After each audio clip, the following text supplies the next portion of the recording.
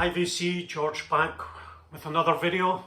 Today we're doing the Jazz Vinyl Tag 2023. Thanks to Chris for setting this up again. Chris, he's done only 10 questions this year, so hopefully get fired through. So the first question was favourite find, not the most expensive. Well, this wasn't cheap. This album, Tone Poets, were going to reissue this and found the tape was unusable. It was an album recorded in 1962 but only got a release in 1980 in Japan, and the album is Grant Green Oleo. The obi here, normal blue note label, and we have a Japanese insert. Grant Green guitar, Sonny Clark piano, Sam Jones bass and Louis Hayes on drums. 5 tracks on here. Fantastic album, really enjoy it, and real glad to pick it up. Yeah, Oleo, for that. Sonny Rollins written track, Oleo. Yeah, fantastic album, real happy to pick this up. Great guitar, and so that's the first one. Second question is, first jazz record fell in love with. Well, this is probably most people fell in love with this, and I've had many copies of this album. And last year, Analog Productions released the 2-disc 45 of this, and hopefully it's the ultimate copy now I have. I probably got this first maybe 20, 30 years ago in CD. So I've had many copies of this album on Mo-Fi, etc. Everybody knows it. A beautiful LP, 6,717, and we've got the gatefold here with session photographs that never appeared on the original album. And we have the UHQR vinyl there, super vinyl. Miles Davis, obviously trumpet, Julian Adderley, alto saxophone, courtesy of Riverside Records, John Coltrane, tenor sax, Wayton Kelly, piano, and that was only on one track. I think it was Freddie Freeloader. Bill Evans on piano, Paul Chambers bass, and James Cobb drums. Yeah, 1959. Most people's favourite jazz album.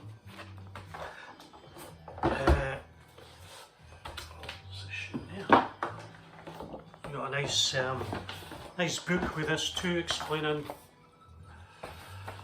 giving you more session photographs and the story of Kinda Blue.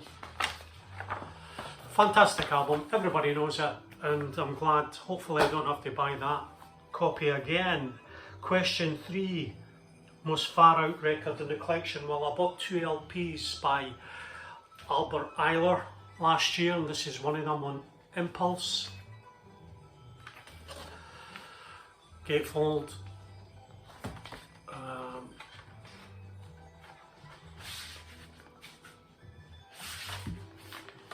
This was first released in 1965, I think. 67. There's 2 live concerts, one on each side, 4 tracks. Albert Ayler tenor sax, Donald Ayler trumpet, Michael Sampson violin, Bill Fulwell bass, Henry Grimes bass, and Beaver Harris, who plays on both sides. So that was recorded at the Village Vanguard and the Village Theatre. Yeah, it's quite an out there album, free jazz, not an easy listen, and my most out there album I bought last year, Albert Ayler, live at the Village Vanguard.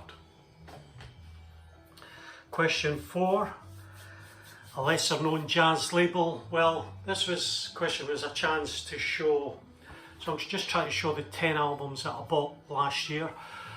I'm not going through the collection.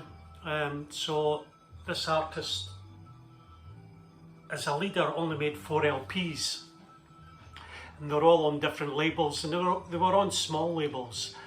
He worked as a sideman to Eric Dolphy, Booker Irvin, but only made 4 albums himself as a leader, and as I said, the 4 were on different labels. He died young. He had quite a short recording period. He never got a proper contract to make a series of albums, and it's Booker Little. And I managed to pick up his 4 albums as a leader last year. And this is on the Bainbridge label. This was first, I think, recorded in 1961. This is a 1981 copy, and you can find this, it's been released a few times, and maybe there's probably about 4 different sleeves, covers, and yeah, I think it's the only Bainbridge label I've got in my collection. We've got Wayne Kelly on piano here, and Tommy Flanagan, so it's 2 different sets obviously. Scott LaFaro on bass and Roy Haynes on drums. Booker Little writes 5 of the 6 tracks here, and fantastic trumpet player, and I'm sure would have went on to greater things. So one of these other big losses to jazz is Booker Little, great trumpet player. Question 5. Artist only release as a senior, as a session leader. Yeah, well, this guy only made 1 album anyway. He didn't do any albums as a sideman. This was first released in 1971. It was an RSD release last year to 1,000 copies, and it's not been released a hell of a lot of times, so it's hard to come by, but it's a fantastic album. And it's by Bobby Hamilton Quintet, Unlimited, Dream Queen, and again on a rare, probably jazz or record label, Now Again. Now Again, there we go, and just a little, and I'll give you a wee bit. It was mastered by Bernie Grundman, an all analog transfer. Bit of a paper shitty sleeve, but you know, you can pick, I think you can still pick this up. It's a fantastic album. They only made 1 album, and I think they had a residency in some club. I can't remember where it was. Residency somewhere, was it Chicago or somewhere? And they only recorded this 1 album, and I think Bobby Humphries, is it Hamilton? Bobby Hamilton ended up a music teacher. But fantastic album to only have made 1 album, unbelievable. Fantastic album. Pick it up if you can. I'm sure there's still copies kicking around. So that's Bobby Hamilton, leader on 1 album. Question 6. Major artist on a small label. I've got Donald Byrd here. Byrd in Paris, Volume 2. This is on the Sam Records label from France. Originally released on Brunswick record label. Sam Records do fantastic reissues, great reissue label. You get a little poster in here. It's not want to come out. So you get the old-fashioned tip-on sleeves in here with the Donald Byrd Quintet, Parisian Thoroughfare, and that's Donald Byrd having some French fries there on Brunswick. Yeah, so Sam Rivers, Donald Byrd on a big artist on a small label, Sam Rivers, all analog. Fantastic album, as they all are. Right, right, favourite early morning jazz album. Well, I've got to show this album. It's spring, and this is one of my favourite albums of last year. Fantastic album. fantastic anytime, but I've got to pick an album to play in the morning, and it's Bill Evans' You Must Believe in Spring, featuring Eddie Gomez and Elliot Zygmunt on drums. This is on the 2-disc.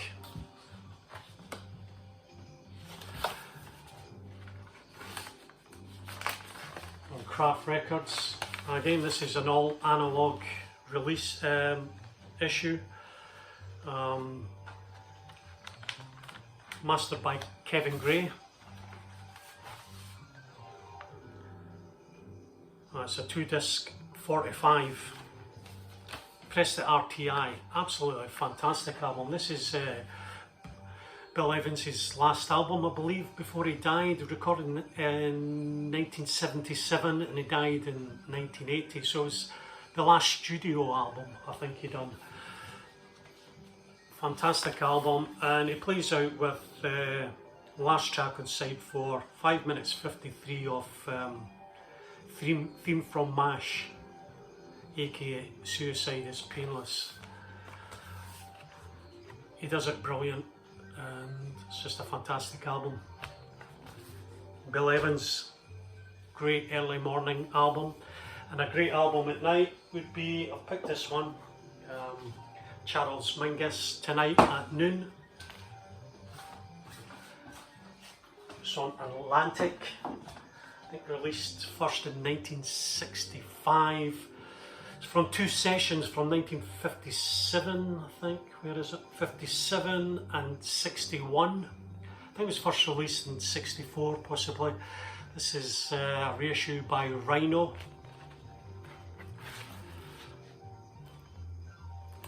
Now, I've got most of Coltrane's albums, and his album on Atlantic, what one is it again? John Coltrane, was it?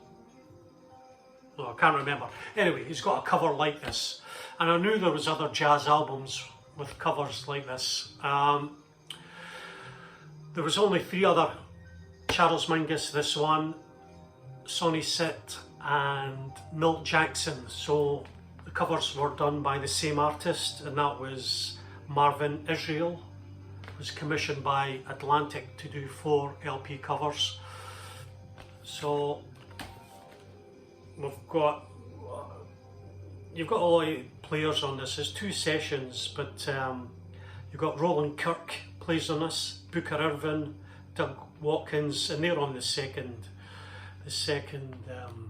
session from 1961. Fantastic album.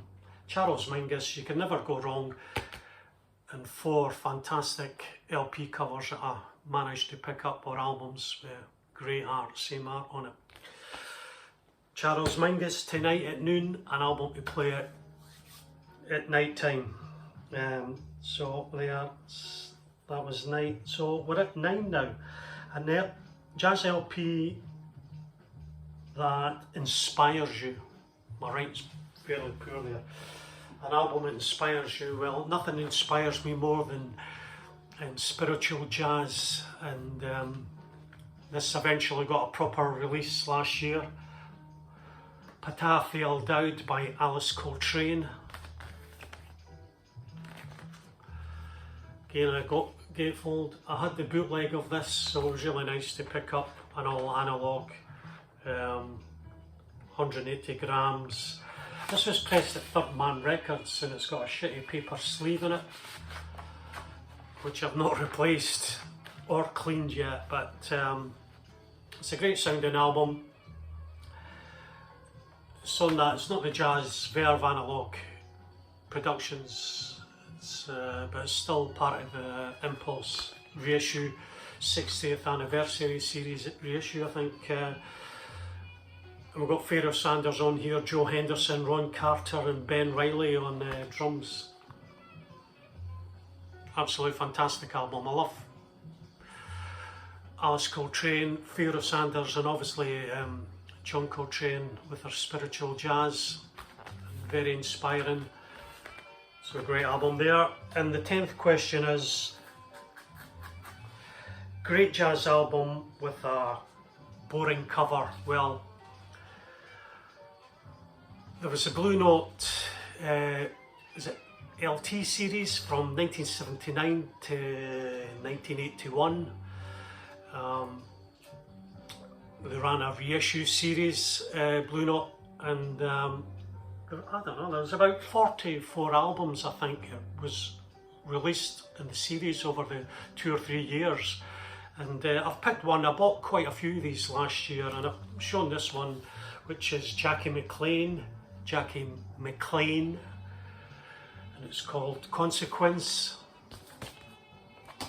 And they're all in the Blue Note black, I think, most of them. Some of them got the white B on it, I think. This is a British copy, has this, and fantastic album. And they used these new age pictures, I think, to try and new age music, jazz music was quite big at the time, and I think they used these something else to get people into these albums.